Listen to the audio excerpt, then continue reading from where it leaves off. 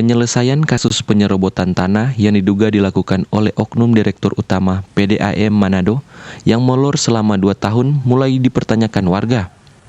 Pihak pelapor, yaitu tetangga dari bangunan milik keluarga Dirut PDAM Manado, meminta pihak kepolisian segera menuntaskan kasus penyerobotan yang sudah berlarut-larut ini.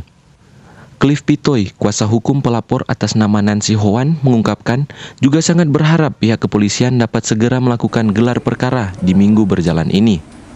Untuk unsur yang dimaksud oleh penyidik dalam hal ini tindak pidana penyerobotan sudah dipertegas oleh ahli, sehingga kondisinya saat ini penyidik akan segera melakukan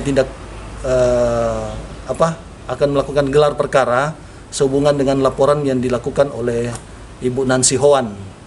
Sehingga dalam kesempatan ini kami bermohon kepada pihak penyidik, dalam hal ini Polresta Manado Unit 3, agar supaya dapat melakukan tindakan gelar perkara secepatnya, agar supaya laporan daripada Ibu Nancy Hoan tidak berlarut-larut. Karena dengan adanya laporan ini sudah berjalan kurang lebih 2 tahun. Dari pantauan di lapangan, masih ada aktivitas penggalian oleh para tukang di bangunan sengketa ex-cafe Dego Dego. Hizkia Warankiran melaporkan untuk Kawanua TV.